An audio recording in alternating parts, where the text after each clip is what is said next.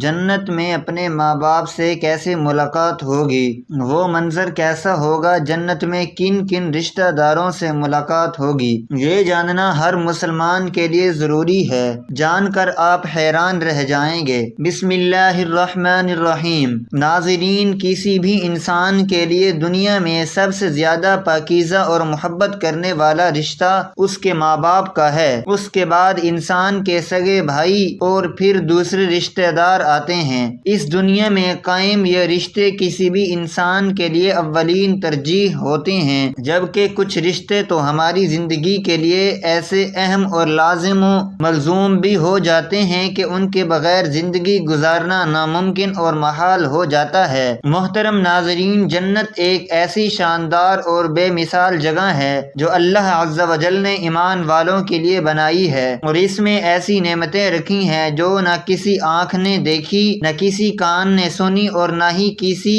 دل میں ان کا خیال آیا۔ جنت کے بارے میں جو کچھ بیان کیا جاتا ہے وہ صرف سمجھانے کے لیے ہوتا ہے، ورنہ دنیا کی اعلیٰ ترین چیز کا بھی جنت کی کسی نعمت سے مقابلہ نہیں۔ لیکن اب سوال یہ ہے کہ کیا انسان کی ناختم ہونے والی زندگی میں بھی ہمارے یہ اہم اور پاکیزہ رشتے کیا ہمارے ساتھ ہوں گے؟ یعنی جنت میں یہ سوال اکثر ہمارے ذہنوں میں آتا ہے کہ اس دنیا میں ہمارا سب سے عظیم رشتہ یعنی ہماری ماں کیا جنت میں بھی ہمارے ساتھ ہوگی؟ یہ احادیث کی روشنی میں اس سوال کا جواب تلاش کرتے ہیں۔ احادیث میں ہے کہ جب کوئی روح علیین میں پہنچتی ہے تو وہاں پر موجود روحیں اس سے ملنے آتی ہیں اور دنیا میں اپنے رشتہ داروں کے بارے میں معلوم کرتی ہیں۔ اس طرح سے جب کوئی انسان مرنے کے بعد علیین میں پہنچتا ہے تو اس کے رشتہ دار اس سے ایسے ملتے ہیں جیسے کسی دور دراز سے آنے والے مسافر سے ملاقات کی جاتی ہے، اور دونوں آپس میں مل کر بہت خوش ہوتے ہیں۔ ارشاد باری تعالی ہے کہ اے میرے بندوں، آج تم پر نہ کوئی خوف طاری ہوگا اور نہ تم غمگین ہوں گے۔ میرے وہ بندے جو ہماری آیتوں پر ایمان لائے تھے اور فرما بردار رہے تھے، تم بھی اور تمہاری بیویاں بھی خوشی سے چمکتے چہروں کے ساتھ جنت میں داخل ہو جاؤ۔ ان کے آگے سونے کے پیالے اور گلاس گردش میں لائے جائیں گے، اور اس جنت میں ہر وہ چیز ہوگی جس کی دلوں کو خواہش ہوگی اور جس میں آنکھوں کو لذت حاصل ہوگی۔ ان سے کہا جائے گا کہ اس جنت میں تم ہمیشہ رہو گے۔ محترم ناظرین، ان آیات سے یہ بات ثابت ہوتی ہے کہ جنتی مردوں کی بیویاں بھی جنت میں ان کے ساتھ ہی ہوں گی اور ایک ساتھ ہی جنت میں رہیں گی۔ وہاں جنت میں انہیں ہر وہ چیز مہیا کی جائے گی جس کی وہ خواہش کریں گے۔ حضرت ابو ہریرہ رضی اللہ تعالی عنہ سے روایت ہے کہ رسول کریم صلی اللہ علیہ وآلہ وسلم نے ارشاد فرمایا، جس وقت کوئی مومن بندہ مرنے کے قریب ہوتا ہے تو رحمت کے فرشتے سفید ریشمی کپڑا لے کر آتے ہیں اور روح سے کہتے ہیں کہ نکل جا، تو اللہ سے رضامند ہے اور اللہ تجھ سے رضامند ہے، اللہ تعالیٰ کی رحمت کی جانب اور اس کے رزق کی جانب اور اپنے پروردگار کی جانب جو کہ غضبناک نہیں ہے۔ پھر وہ روح اس طرح معطر حالت میں نکل جاتی ہے جس طرح سے عمدہ خوشبودار مشک، اور فرشتے ہاتھ پر اسے اٹھائے ہوئے آسمانوں کے دروازوں پر لے جاتے ہیں تو آسمان والے فرشتے کہتے ہیں کیا عمدہ خوشبو ہے جو کہ زمین سے آئی ہے۔ پھر اس کو اہل ایمان کی ارواح کے پاس لاتے ہیں تو وہ ارواح خوش ہوتی ہیں، اور یہ خوشی اس خوشی سے بھی زیادہ ہوتی ہے جو کسی بچھڑے ہوئے کی آمد سے انسان کو میسر آتی ہے۔ پھر وہ پہلے سے موجود مومنین اس نئے آنے والے سے دریافت کرتے ہیں کہ فلاں آدمی نے کیا کیا اور فلاں آدمی کا کیا ہوا، یعنی جس شخص کو دنیا میں چھوڑ گئے تھے اب وہ کس طرح کے کاموں میں مشغول ہیں۔ پھر انہی میں سے چند ارواح آپس میں ایک دوسرے سے کہتی ہیں کہ ابھی ٹھہر جاؤ اور اسے چھوڑ دو کیونکہ یہ دنیا کے غم میں مبتلا تھا۔ یہ روح پوچھتی ہے کہ کیا وہ شخص ابھی تم لوگوں کے پاس نہیں پہنچا؟ وہ تو کب کا مر چکا تھا۔ اس پر وہ روحیں کہتی ہیں کہ پھر وہ تو جہنم میں گیا ہوگا۔ محترم ناظرین، پیارے نبی حضرت محمد صلی اللہ علیہ وآلہ وسلم نے فرمایا کہ تمہارے اعمال تمہارے ان رشتہ داروں اور خاندان والوں کے سامنے جو آخرت یعنی عالم برزخ میں ہیں پیش کیے جاتے ہیں۔ اگر نیک عمل ہوں تو وہ خوش ہوتے ہیں تو وہ کہتے ہیں کہ اے اللہ، آپ کا فضل اور رحمت ہے، بس اپنی یہ نعمت اس پر پوری کیجیے اور اس پر اس کو موت دیجیے۔ اس طرح ان پر گناہ گار شخص کا عمل بھی پیش ہوتا ہے تو کہتے ہیں اے اللہ، اس کے دل دل میں نیکی ڈال دے جو تیری رضا اور قرب کا سبب ہو جائے۔ مختلف روایات سے معلوم ہوتا ہے کہ جنت میں مختلف رشتہ دار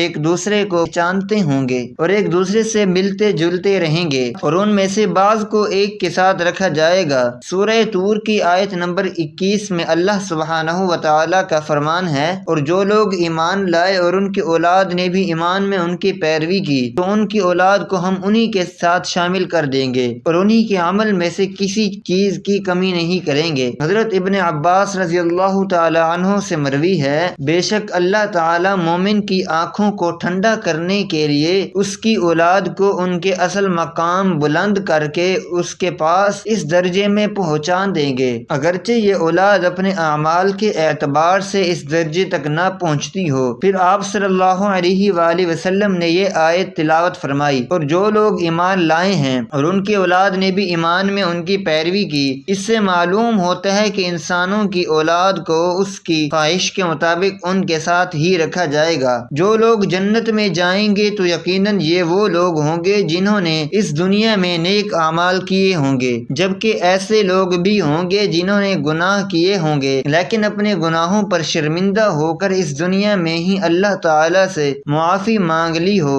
اور صدق دل سے توبہ استغفار کر لیا ہو تو اللہ تعالی ان کو معاف فرما کر جنت میں داخل کرے گا۔ چنانچہ اللہ عز و جل ان کی ہر خواہش پوری فرما دے گا، اور یقیناً اس کی خواہش میں سے ایک خواہش یہ بھی ہوگی کہ دنیا میں اس سے جو بھی گناہ سرزد ہو چکے ہوں یا کوئی گناہ والے اعمال اس نے کیے ہوں تو اس سے وہ اعمال بھلا دیے جائیں، کیونکہ جنت امن و سکون کی جگہ ہوگی جہاں منفی خیالات اور غم و غصے کی کوئی گنجائش نہ ہوگی، اور ایک مومن جنتی کے لیے ہر طرف خوشحالی ہی خوشحالی ہوگی، جیسا کہ سورہ بقرہ کی آیت نمبر 25 میں ارشاد باری تعالی ہے، اور جو لوگ ایمان لائے اور نیک عمل کرتے رہے ان کو خوشخبری سنا دو کہ ان کے لیے جنت کے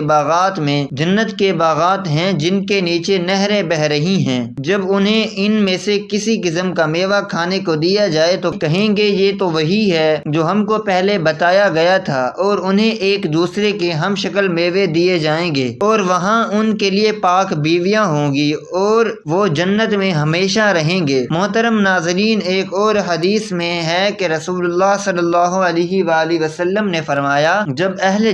جنت میں داخل ہوں گے اور ان میں سے کسی کو اپنے بھائیوں اور رشتہ داروں سے ملنے کی خواہش ہوگی تو اس کا بستر اسے اڑا کر ان کے بستروں کے برابر پہنچا دے گا، اور پھر دونوں تکیہ لگا کر دنیا میں گزرے ہوئے دنوں کے بارے میں باتیں کرنے لگیں گے۔ ان میں سے ایک اپنے ساتھی سے کہے گا کہ اے فلاں، تمہیں یاد ہے کہ اللہ نے فلاں دن اور فلاں جگہ پر ہماری مغفرت فرمائی تھی، اس طرح ہم نے اللہ سے دعا کی تھی اور اللہ نے ہمیں مغفرت کا پروانہ عطا فرما دیا تھا۔ رسول کریم صلی اللہ علیہ وآلہ وسلم کے مزاج مبارک کے بارے میں متعدد احادیث مبارکہ میں بیان کیا گیا ہے کہ آپ صلی اللہ علیہ وآلہ وسلم کی انتہائی شگفتہ مزاج تھے اور نرمی و محبت سے اور مسکرا کر بات کیا کرتے تھے، تاہم کئی بار آپ صلی اللہ علیہ وآلہ وسلم بے اختیار ہنس بھی دیتے، مگر یہ اس وقت ہوتا جب آپ صلی اللہ علیہ وسلم آخرت کے حالات بیان فرما رہے ہوتے۔ امام عسقلانی رحمۃ اللہ علیہ فرماتے ہیں، یہ کہا گیا ہے کہ آپ صلی اللہ علیہ وآلہ وسلم صرف آخرت کے امور میں ہنسا کرتے تھے، اگر کوئی معاملہ دنیا سے متعلق ہوتا تو اس پر آپ صلی اللہ علیہ وآلہ وسلم صرف تبسم فرمایا کرتے تھے۔ آپ صلی اللہ علیہ وآلہ وسلم نے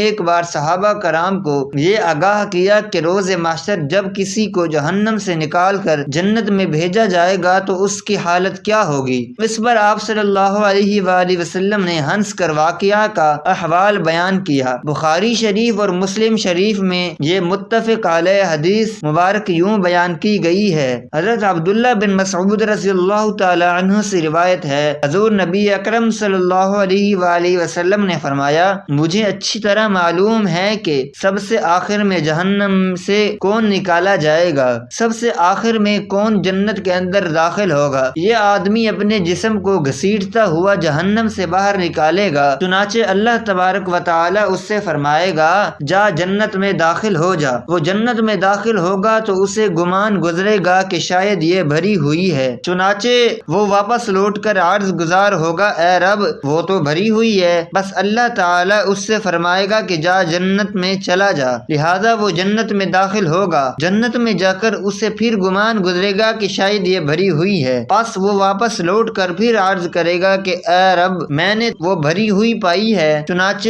اللہ تعالیٰ اس سے فرمائے گا جا اور جنت میں داخل ہو جا، کیونکہ تیرے لیے جنت میں دنیا کے برابر بلکہ اس سے بھی 10 گنا زیادہ حصہ ہے، یا فرمایا تیرے لیے 10 دنیاؤں کے برابر حصہ ہے۔ وہ عرض کرے گا اے اللہ کیا مجھ سے مزاح کرتا ہے یا مجھ پر ہنستا ہے، حالانکہ تو حقیقی مالک ہے۔ حضرت عبداللہ بن مسعود رضی اللہ تعالیٰ عنہ بیان کرتے ہیں میں نے دیکھا کہ اس پر حضور نبی کریم صلی اللہ علیہ وآلہ وسلم ہنس پڑے، یہاں تک کہ آپ صلی اللہ علیہ وآلہ وسلم کے 2 دندان مبارک نظر آنے لگے۔ آپ صلی اللہ علیہ وآلہ وسلم فرماتے تھے یہ اہل جنت کے سب سے کم درجہ والے شخص کا حال ہے۔ حضرت ابو سعید خدری رضی اللہ تعالی عنہ سے روایت ہے کہ رسول اللہ صلی اللہ علیہ وآلہ وسلم نے فرمایا جو آدمی سب سے آخر میں جنت میں داخل ہوگا وہ گرتا پڑتا اور گھسیٹتا ہوا دوزخ سے اس حال میں نکلے گا کہ دوزخ کی آگ اسے جلا رہی ہوگی، یا پھر جب دوزخ سے نکل جائے گا تو پھر دوزخ کی طرف پلٹ کر دیکھے گا اور دوزخ سے مخاطب ہو کر کہے گا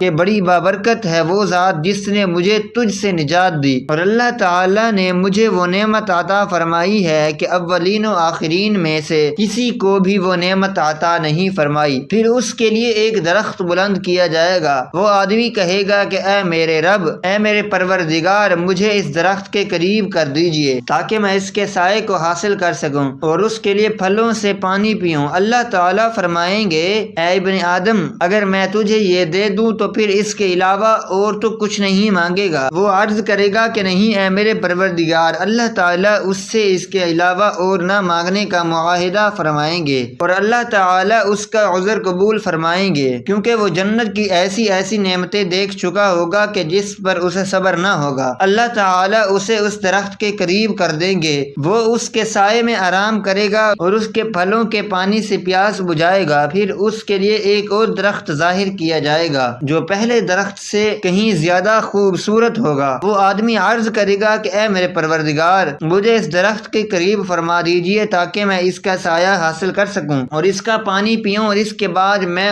اور کوئی سوال نہیں کروں گا۔ اللہ فرمائیں گے اے ابن آدم کیا تو نے مجھ سے وعدہ نہیں کیا تھا کہ تو مجھ سے اور کوئی سوال نہیں کرے گا، اور اب اگر تجھے اس درخت کے قریب پہنچا دیا تو پھر تو اور سوال کرے گا۔ اللہ تعالیٰ پھر اس سے اس بات کا وعدہ لیں گے کہ وہ کوئی اور سوال نہیں کرے گا، تاہم اللہ تعالیٰ کے علم میں وہ معذور ہوگا کیونکہ وہ ایسی نعمتیں دیکھے گا جس پر وہ صبر نہ کر سکے گا۔ پھر اللہ تعالیٰ اس کو درخت کے قریب کر دیں گے اور وہ اس کے سائے میں آرام کرے گا اور اس کا پانی پیے گا۔ پھر اسے جنت کے دروازے پر ایک درخت دکھایا جائے گا جو پہلے دونوں درختوں سے زیادہ خوبصورت ہوگا۔ وہ آدمی کہے گا کہ اے میرے پروردگار، مجھے اس درخت کے قریب فرما دیجئے تاکہ میں اس کے سائے میں آرام کروں اور پھر اس کا پانی پیوں اور اس کے علاوہ کوئی اور سوال نہیں کروں گا۔ پھر اللہ تعالیٰ اس آدمی سے فرمائیں گے اے ابن آدم، کیا تو نے مجھ سے وعدہ نہیں کیا تھا کہ تو اس کے بعد کوئی اور سوال نہیں کرے گا؟ وہ عرض کرے گا کہ ہاں اے میرے پروردگار، اب میں اس کے بعد اس کے علاوہ اور کوئی سوال نہیں کروں گا۔ اللہ اسے معذور سمجھیں گے کیونکہ وہ جنت کی ایسی ایسی نعمتیں دیکھے گا جس پر وہ صبر نہ کر سکے گا۔ پھر اللہ تعالیٰ اسے اس درخت کے قریب کر دیں گے۔ جب وہ اس درخت کے قریب پہنچے گا تو جنت والوں کی آوازیں سنے گا، تو وہ پھر عرض کرے گا کہ اے میرے رب، مجھے اس میں داخل کر دے۔ تو اللہ تعالیٰ فرمائیں گے اے ابن آدم، تیرے سوال کو کون سی چیز روک سکتی ہے؟ کیا تو اس پر راضی ہے کہ تجھے دنیا اور دنیا کے برابر دے دیا جائے؟ وہ کہے گا کہ اے میرے رب، اے رب العالمین، تو مجھ سے مذاق کرتا ہے۔ یہ حدیث بیان کر کے حضرت عبداللہ رضی اللہ تعالی عنہ